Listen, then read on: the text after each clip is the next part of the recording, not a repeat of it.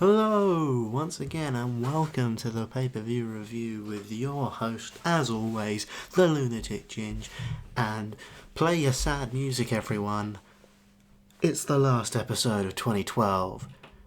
That's so sad. Oh no. Oh no. Oh, actually, no, that's a good thing, because 2012 was shit. So either play your sad music or your happy music. I don't know. I'm not very good at music, so I don't think I'll play anything. So yeah, last episode of 2012. At the end of this episode, I'll tell you what the future holds for the pay-per-view review, and hopefully you'll be pleased.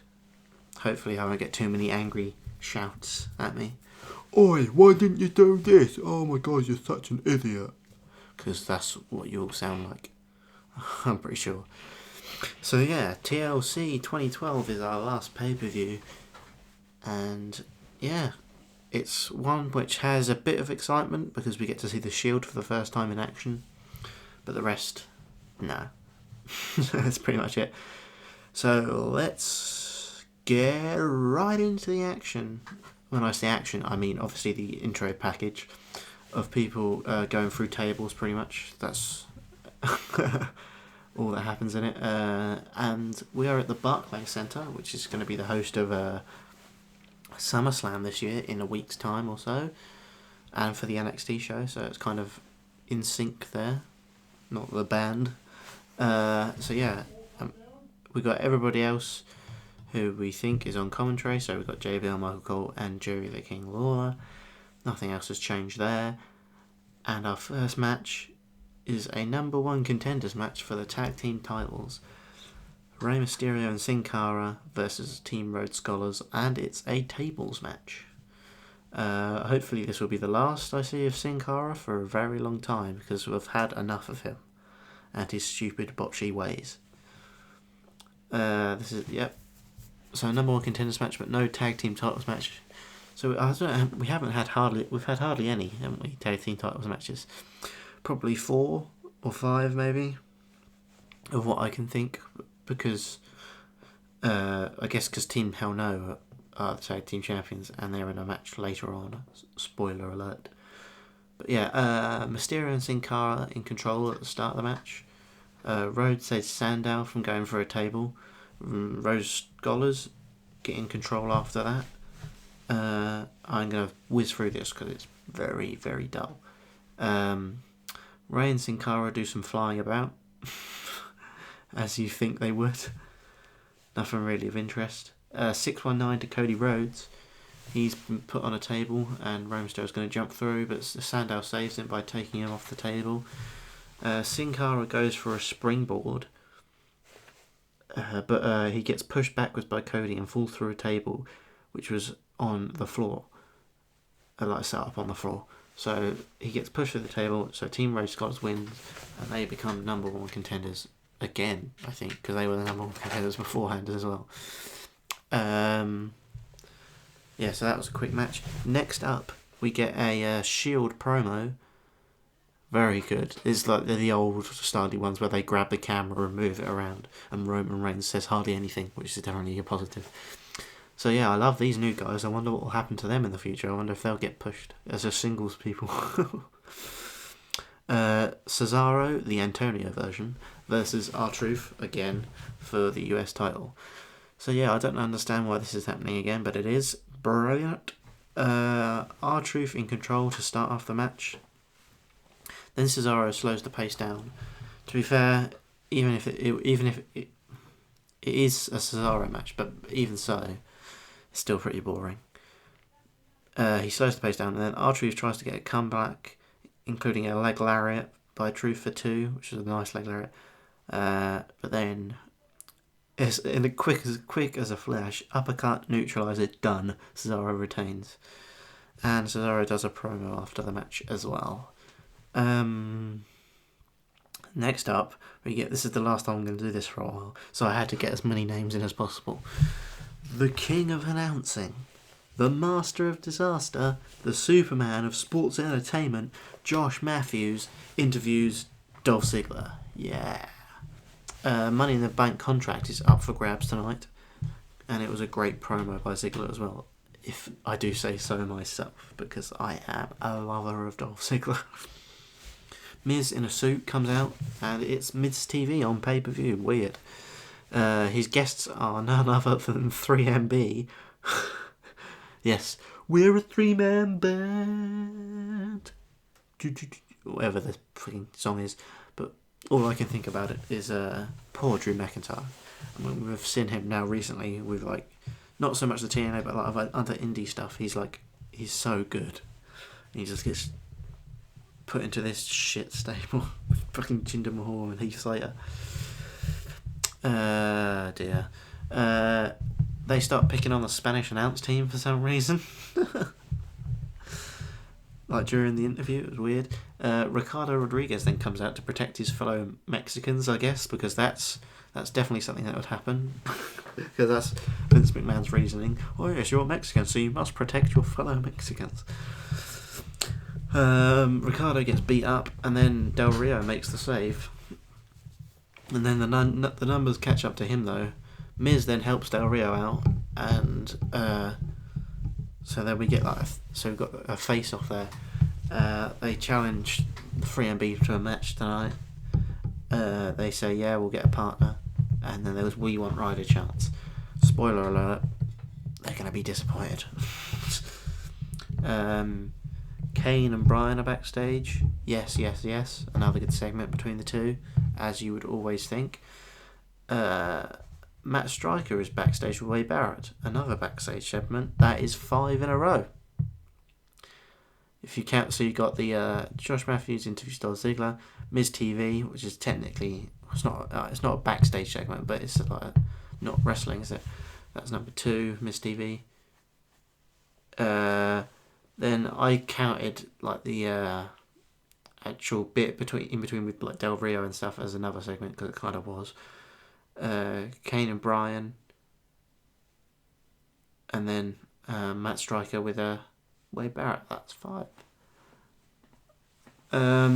So then we get Wade Barrett versus Kofi Kingston for the Intercontinental title. The commentary talks more about the WWE app than the match.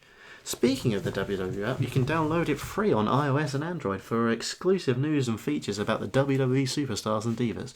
Join millions of others by downloading the WWE app right now. Oh, god damn it. I've done the same thing? Oh, no. Kofi wins with the Trouble in Paradise. CM Punk is in his own personal skybox with Heyman. Good promo. I don't know if he knows this yet, but he loses next month for The Rock. So I don't think... I'm not sure. I think he was okay with losing to The Rock. But I don't think he was very happy that he didn't get in the main event of WrestleMania. And Rock and Cena had that again. That was what he really got pissed off about, I think. But anyway, yeah. He's like going on about Ryback, but he doesn't mention The Rock once. And that's who he loses to next month.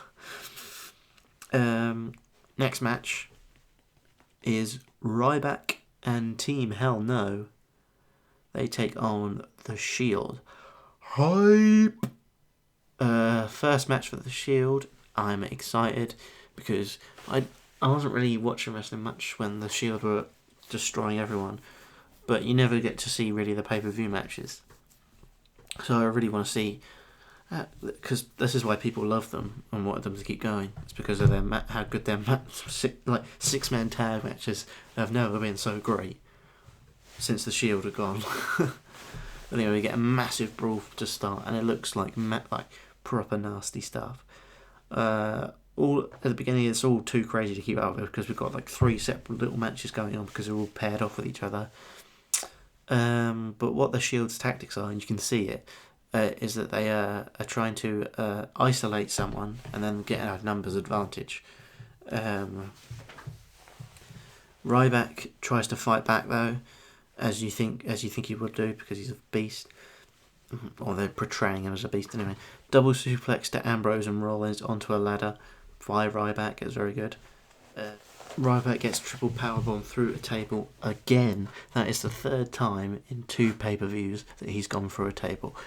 That's just poor Ryback. That is just bad luck, isn't it? So now that's got it effectively to be 3-on-2 at the moment. Ambrose grabs Brian's beard and shouts, "Come on, Goatface," about 10 times. It was brilliant. See, people don't want to heel Ambrose for some reason, but I just think he'd be brilliant at it. And he's even come out and said, I think sometimes, that he would rather be a heel because of what the stuff he could do. I think we need to see that at some point. They destroy Brian with chairs a lot. Double suplex to Brian as well. Ambrose sells the top rope, because Kane does a top rope clothesline, and Ambrose sells it absolutely perfectly. He, like, stands on his head pretty much. It was brilliant. Chokeslam through. That's through. That's not onto. That's through a chair. Brilliant. And then Reigns spears Kane through. That's through the barricade. That was nice because that came out of nowhere. It's not like he set it up for 5 minutes. It's like, bang. That was my commentating. Bang. Sign me up, WWE. Brian has the yes lock on Ambrose though while this is going on. Then Rollins comes to break it up, and Brian puts the yes lock on Rollins. Then Reigns tries to break it up, and then he puts it on Reigns. But then Ambrose breaks it up, and it all gets too much for Brian. Curb stomp into a chair, and I just said banned straight away. Let's ban this whole thing. Weird seeing the curb stomp now because we never see it anymore. Such a great move. Shame. Ryback comes back though, hot, takes everybody out. Shell shock to Ambrose. 1, 2. Rollins breaks it up. They fight up the ramp now. It's Ambrose and Rollins, I think. Yeah, Ambrose and Rollins fight Ryback up the ramp. Ryback's put onto a table. Rollins climbs the ladder and looks to jump onto Ryback, but Ryback gets up, chases him up the ladder, pushes him off the ladder, and gets thrown through about 4 tables. Looked really nasty because one of the tables didn't break. It looked like Rollins just smashed his head on the table. It looked really nasty. Ambrose had already gone back to help Reigns at that point, and Reigns got on the top rope, got Brian up with him, power bombs Brian from the top rope through a table. 1, 2, 3. Shield win. A brilliant match. You should really go and watch this if you're a fan of the Shield. If you haven't seen it already. If you're a fan of Shield, I'm pretty sure you've probably seen this. But anyway, a great... If this is your first match in WWE, this is your first match, how good do you think they're going to get? And this is one of the sad things about 2012. The ending 2012 now is that we don't get to see the Shield do a lot more of these matches. I'm sure it gets tiring towards the end, like a bit boring because they're doing the same thing over and over again. But that was awesome. Now going from awesome to awful, Eve versus Naomi for the Divas title. They had to bring it down to WWE 2012 levels, didn't they? Wow. Brilliant. Yep. Nothing really happens. Naomi does some jumps. Eve hits a neck breaker. She wins. It was amazing. Amazing. Bring it to the floor. Bring it to the floor. What a fucking awful theme that is. Jesus Christ. I'm going to bring up something now, but I hate it when they... Because it's Divas Revolution right at the moment. And Team Bad always come out to fucking Naomi's theme. You've got a great theme in Sasha Banks' theme. I've just made it worse. I've just ruined Sasha Banks' theme. I don't know how it goes properly, but anyway, listen to it. It's much better. They go. I don't know who was fucking decided it. Probably I'm gonna blame Vince because who else to blame? But he probably went, right. We need a theme. We're not gonna create new themes. That's just stupid. Come on. Let's just give him Naomi's theme. But this stupid amazing. Bring it to the floor. No. Bad WWE. Anyway, Matt Striker interviews the Big Shoe. Doesn't tell me he's a giant this time, surprisingly, but he does say that Sheamus's eyes aren't going to be smiling, whatever the fuck that means. This leads into Sheamus versus Big Show chairs match for the World Heavyweight Championship. Yep, 3 in a row of this.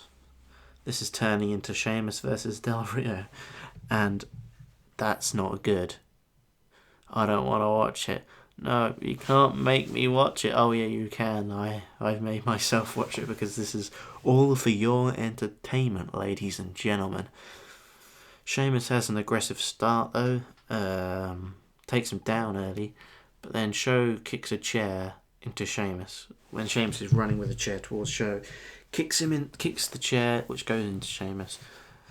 This means Show's now in control.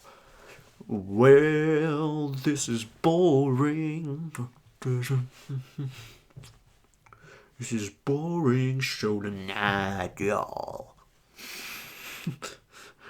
Well, this is still boring. I'd rather watch Alberto Del Rio. No, I wouldn't, actually. That's a lie. Sheamus gets a chair and goes to town. Power slam by Sheamus to the Big Show. Only gets a 2 count, though. Then we get a spear-ish by Big Show after Sheamus jumps off the top rope, like he did in the last match. Same spot. Show now has a chair and destroys Sheamus with it. Bang, bang, bang. Make it end, please. Please make it end. Please make it end. Sheamus makes a comeback, a predictable comeback, because, you know, he always does, until a chokeslam gets hit. 1, 2, Sheamus kicks out. A bonsai drop by Big Show to Sheamus, while Sheamus has got a chair on him, which would probably hurt Big Show as well, to be fair. Still only gets a 2 count. Big Show then sets up some chairs, looks to chokeslam Sheamus through the chairs like Kane did to Demon Ambrose, a couple of matches ago, but it gets reversed. Instead, we get a white noise through the chairs. 1, 2, Big Show kicks out. Sheamus goes full fella and gets angry. That's what I like to call it when he gets angry. He goes, bro, and starts punching his chest like a big idiot. It's going full fella. He misses the bro kick though, gets hung up on the ropes. KO punch. 1, 2... Sheamus kicks out? What? In my opinion, no one should kick out of some move that's called the knockout punch, that's meant to knock you out. If you're meant to be knocked out, there's no way you're going to be kicking out, is there? So what? Either call the move something else, or don't kick out. Simple as that. Show goes out the ring and gets an absolutely huge chair, like a Big Show sized chair. Absolutely huge. Never seen anything like it before. He hits Sheamus 1 time with it on the back, and that's it. 3 count. Show retains. Bad match. Bad. I don't know if it's worse than their second match. I know their first match was alright because I was surprised that Big Show won in the first place. But this was on par with the second match, and that was bad as well. We then cut to John Cena. He's warming up. AJ shows up wearing a John Cena shirt. Great. And then awkwardness ensues because they don't know how to talk to each other. So yeah, she wishes him good luck, something or other. I wasn't really paying attention. And now we get 3MB versus Alberto Del Rio versus Miz versus their surprise partner. And their surprise partner is not Zack Ryder, it is the Brooklyn Brawler. That was a really bad Brooklyn accent. I could do New York, but I won't do any accents from now on. Brooklyn Brawler's here. Stupid match. Brawler gets the win with a Boston Crab. The thing you don't want to do in a match in New York is do a move which has the name Boston in. Even I know that, and I'm from fucking England. And now it's time for our main event. Introducing first, from West Newbury, Massachusetts, he's a fucking shit fighter, John Cena. And from Cleveland, Ohio. He is from Cleveland, Ohio, not from Hollywood, Florida, which they keep telling us every time. Fuck off. He is a fucking awesome fighter who does a hell of a zigzag.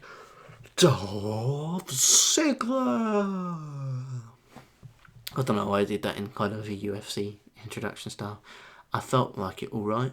Come at me, bro.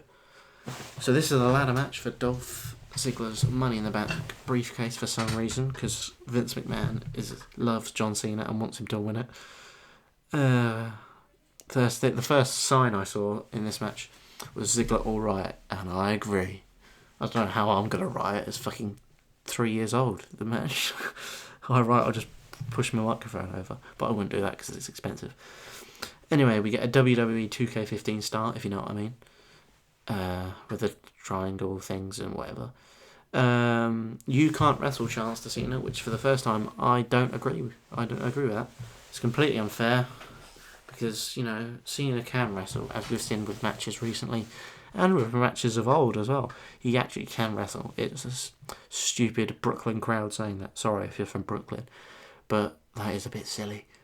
Cena actually does some actual wrestling moves after this because he probably got pissed off, like a monkey flip. And I say a monkey flip, it wasn't really a monkey flip. And do you remember in the last pay-per-view, Dolph did a brilliant selling to the Kofi Kingston's monkey flip where he did an extra flip. This time I think he tried to do it, but he ended up landing on his knees. It looked a bit nasty. Cena then does some... Cena's eye is fucked in the beginning of this match. I don't know how. I think because Dolph did a baseball slide to the ladder, which went into Cena's eye. I think he got cut like on his eye. It looked fucking nasty at the beginning. Cena always seems to get injured. Come on. He seems to get injured and then do nothing about it. That's what happens. Like his fucking nose. Massive steel step shot to Ziggler, and he sold it brilliantly. Looked like he was knocked out, to be fair. Back in the ring, Dolph Ziggler gets a sleeper in, which I say that every time. Every time he uses it, I think he should bring back the sleeper. Cena climbs up the ladder with Ziggler still using the sleeper on his back. Cena passes out, and both of them fall through the table that was set up earlier. Good spot. Ziggler gets up first and climbs the ladder. Cena closes the ladder up while Ziggler's still on it, picks it up, lifts it over his head and tries to AA the ladder, but Ziggler jumps over it and he hits a famouser. And by the way, that was awesome. I've never seen that spot before. By Cena. Good strength. Really cool. Famouser by Ziggler, but then pretty much no sold as Cena gets an STF in. Ziggler passes out because he grabbed the ropes and then tapped, but obviously nothing happens because this is a ladder match. So yeah, he passes out. Cena then goes for an AA, but it's reversed. Zigzag hits. No ladders in sight though. 5-knuckle shuffle. Yeah, 5-knuckle shuffle. And then AA goes for an AA again. It's reversed again into a massive DDT by Ziggler. He then climbs up the ladder, and then Cena climbs up the other side. Big brawl on top of the ladder. Boo! Like they go boo, yay! In favour of Ziggler.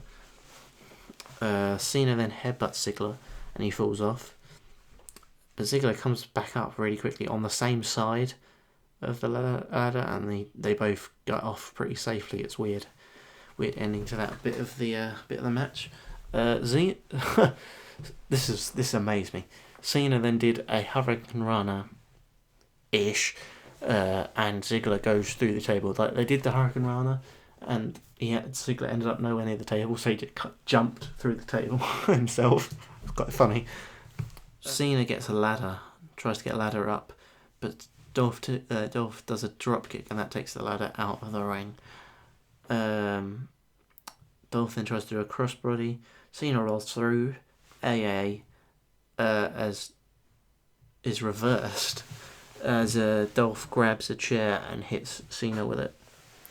Then Dolph goes for a sign of sweet tune music. He stands in the corner and then tries to do a super kick, but it's reversed.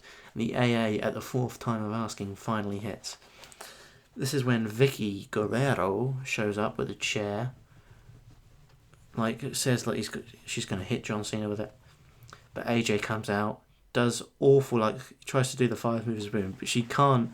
Vicky can't sell the shoulder tackles. Then she can't lift Vicky up for the fucking backdrop. But the only and then the 5 knuckle shuffle was stupid. So yeah, awful 5 moves boom by AJ. Weird. Cena gets the ladder. It looks like he's going to win. Climbs the ladder, but AJ grabs the ladder and pushes it over. Swerve! AJ turns heel, I guess. Yeah, heel. Even though people were chanting for Ziggler. And chanted for that when it happened. Ziggler hits a super kick to Cena. She smiles at Ziggler and skips away. Ziggler then climbs up and grabs the briefcase. Yeah! Dolph Ziggler is still your Money in the Bank holder. But unfortunately, we won't get to see him cash it in until the night after WrestleMania 29. Oh well, maybe sometime in the future we'll see it. But that's our show. That's our pay-per-view. That's our 2012 done. I think I'm going to tear up. Oh no, I'm never going to see Sheamus versus Alberto Del Rio again. Oh no. It's okay. So yeah, that's our show. It was... that's how it was. That noise describes that show. I think it's obvious what the match of the night and MVP was. Match of the night, Shield versus Ryback in Hell No. MVP, Shield. Easiest MVP I've ever had to do. They won it last month because I was being stupid, but they actually deserved it this month for the shit that they did. Holy shit, and that bump that Rollins took on his first fucking match in WWE. Man, oh man, what a group of wrestlers. I don't know what I was trying to say there. So yeah, 2012 done. Ooh. Now, here comes the exciting bit. What's happening now? So, the people who have followed this from all the way back when I used to write them would take a guess at saying, well, we voted on what we were doing next. And I'd say, yeah, you did. But I'm going to discount them. Because originally, I did 2 votes. What is the best pay-per-view, the best year for wrestling, and what was the worst year? The worst year was 2012, as we figured out, and the best year was 2001. But I've come to a decision that I don't want to review 2001 for a couple of reasons. Number one is that a lot of fellow podcast people, such as the Attitude Era podcast, are now getting into 2001. The Invasion podcast are obviously in 2001 because that's when the invasion happened. And I know OSW Review are also doing some sort of 2001 stuff. So I don't want to just... I know I'm nothing like those people, but I'm saying, because if you're probably watching a lot of them or listening to a lot of their stuff as well, you don't want to be listening to more 2001 stuff because we'll probably be overlapping pay-per-views, which means people just get bored with my sort of stuff. So I'm going to do something different. So I don't want to... In my original vote, I didn't want to do any Attitude Era stuff. That's why there was no 98, 99, 2000. There was 2001 because I hadn't seen much of it. But now, my other reason why I don't want to do 2001 is because I started watching it. It's a bit stupid of me, but I didn't really care. So yeah, that's why I did that. So yeah, that means what's going to happen next? Well, I've got a couple of things lined up before we go into our next pay-per-view here, because what I want to do is do a completely new vote, which will appear on the Brendan Plays forums. So if you're listening to this and not part of the forums, what the hell are you doing? Because you want to get voting on this, because I'll put this up after this is uploaded. At brendanplays.com/forums, there will be a vote for the best WWE year in professional wrestling. And that will exclude, which means there's not going to be any years from the Attitude Era. So not 98, not 99, not 2000, not 2001. Any other years apart from that. I'm sorry if you wanted 2001. I probably will do 2001 in the future. I'll probably do the Attitude Era in the future. It's just I don't want to do it now. This is just me being me. I want to do something different. So yeah, you can do 97, you can do 2002 if you want. But yeah, I'll try and find some best years for you to vote on. So that will be coming up soon. So in the meantime, there'll be a 2-week gap between the end of 2012 and the beginning of 2000, or no, not 2001, for fuck's sake, or beginning of whatever we're doing next. And there will still be podcasts, but there'll be 2 podcasts. Next week, there will be a Q&A podcast where I will open up some questions. If you send them in on the Brendan Plays forums, make sure you do, because I don't want to be sitting here with 2 questions and we go, oh, this is just 2-minute podcasts. Turn that out. That should be fucking embarrassing. So make sure you get the questions in. They can be on 2012, the show in general, me, my thoughts on wrestling now, my thoughts on wrestling any year, just anything to do with wrestling, really. So yeah, that'll be next week, hopefully. So hopefully get your questions in as soon as possible. And then the week after, I am going to do a review on a pay-per-view, yeah. But it's not going to be a WWE pay-per-view. I want you to tell me on the Brendan Place forums, in the YouTube comments, wherever you want, what is the best non-WWE pay-per-view you have ever seen? And I want you to tell me that. So that could be WCW, that could be TNA, that could be ECW, that could be New Japan, that could be ROH. So any of those, like any company pretty much. The best non-WWE pay-per-view you have ever seen. Tell me that, and if the most popular one, if there's one that keeps getting repeated, I will review that in 2 weeks' time, and then the week after we'll start our new year. So that's why you get 2 weeks of voting to make sure you get your vote in. And then there's one other thing that I wanted to talk about. A couple of people have asked me, so what? You should do something with the current product. You should do something with that. So yeah, I was thinking, yeah, I should do that as well. People going, oh, you could do a pay-per-view review. It's like, no, I want the pay-per-view review to stay as like the history of the history stuff, older pay-per-views. So I decided what I'm going to do. I'm going to do the pay-per-view preview instead of the pay-per-view review. The pay-per-view preview. So before every pay-per-view, every month or so, the WWE does, I will get on my old podcast and I will talk about the matches, what I think will happen, that sort of stuff. So instead of reviewing, I'll be previewing it. So hopefully that will satisfy your taste buds for my voice. So SummerSlam's coming up Sunday. So hopefully I can get a podcast out before then. So you'll be getting double stuff this week. Double stuff Oreos this week. So yeah, exciting stuff. 2 podcasts now. Very cool. And hopefully, if that starts taking off, maybe some guestage. Because, you know, I always want some guestage on, but not on, because obviously with the pay-per-view review it's difficult because they have to watch the pay-per-view, make notes on the pay-per-view, and then discuss it, which takes quite a lot of work, trust me. But with 2 people trying to get that in sync and then doing it over Skype would be quite difficult. So, but with the pay-per-view preview, they can just give us the thoughts on what's coming up because they don't have to watch anything apart from they have to be currently watching the product, but that's what they probably do anyway if they're a wrestling fan. So yeah, that's what's coming up. Q&A podcast next week.